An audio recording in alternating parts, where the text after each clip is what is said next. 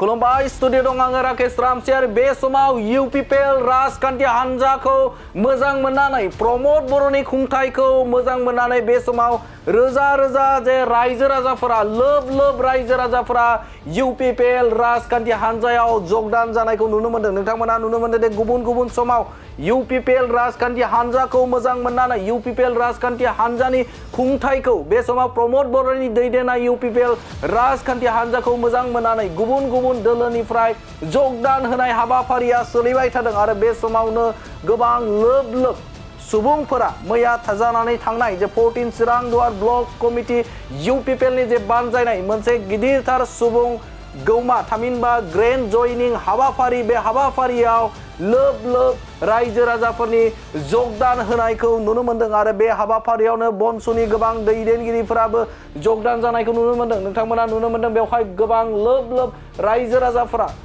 राजाफोरा बेवहाय जगदान जादों। थारैनो बे समाव सोंथि जाखाङो बे समाव बिपिएफ राजखान्थि हान्जाया गोमोरलांसिगोन नामा? मानोना नोंथांमोना नुनो मोन्दोंमोन बिपिएफ राजखान्थि हान्जानि गोबां दैदेनगिरिफोरानो गोबां बिथांमोननि एमसिएलए मन्त्रि बिथांमोना बे समाव बिपिएफ नागारनानै इउपिपिएल राजखान्थि हान्जायाव जगदान जाबाय आरो बे जगदान जानाय खौरांखौ नोंथांमोना मोनबाय थादों आरो बे समावनो चिरां जिल्ला बा चिराङाव नील जासिगोन नामा बिपिएफ राजखान्थि हान्जाया लाथिख' जासिगोन नामा बिपिएफ राजखान्थि हान्जाया चिरां जिल्लायाव?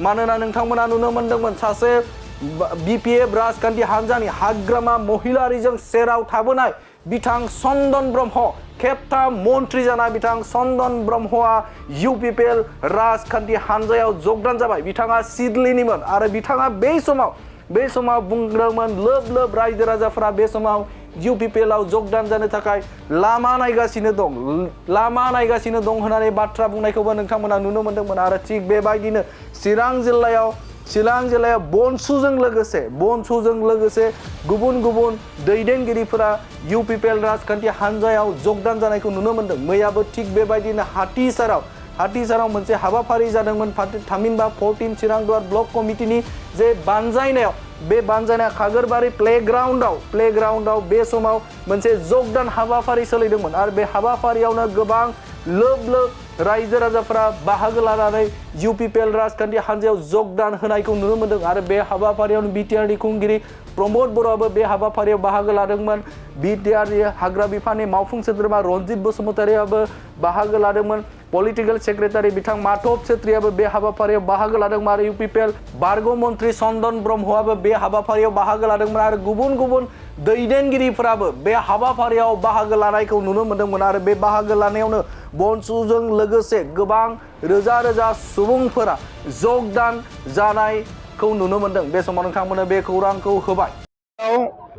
रोजा बर' आरो गुबुन हारिनि सुबुंफ्रा फैनानै इउपिपिएलनि जि मोनसे राजनिति मेल बेवहाय बयबो बाहागो लाफैदों आरो रोजा जोंनि माखासे सोद्रोमाफ्रा गुबुन दोलोनि सोद्रोमाफ्रा जोंनि दोलोआव दिनै जगदान जादों। मोजां मोनसे थासारि फैदों।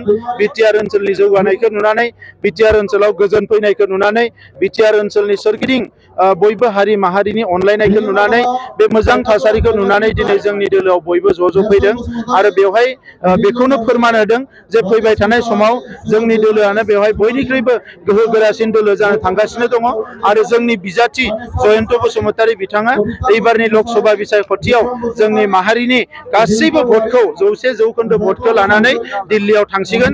थांनाय 10 बोसोराव हाग्रामा महिलारि आरो बिपिएफनि गोरोन्थिनि थाखाय थांनाय 10 बोसोराव जोंनि एमपिखौ जों खोमाना लादोंमोन, नाथाय जोंनि एमपिखौ जों फिन मोनफिननो थांगासिनो दङ।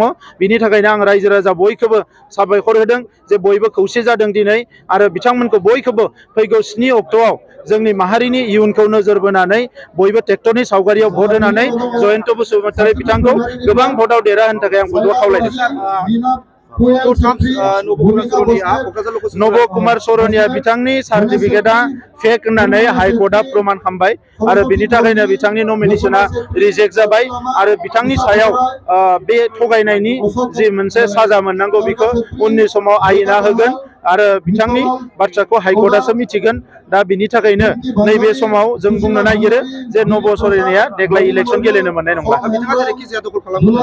बेबायदि जेबो थासारि गैला मानोना फारसेथिं हाग्रामा महिलारि बिथांमोननि गोरोन्थि मावनाय बेफोरखौ लानानै गुबुन हारिफ्रा खौसे जादोंमोन नाथाय दिनै जोङो गासैबो हारि हारिसाखौ लानानै खौसे खामानि मावनायलाय बे थासारिया गैला आरो जोबोद मोजां थासारि फैबाय मोनसे गोजोनथाव खौरां नोंथाङा नोंथांनि न'खौ समायना रमायना जोंख्लाब माख्लाब खालामनो गोसो दं नामा?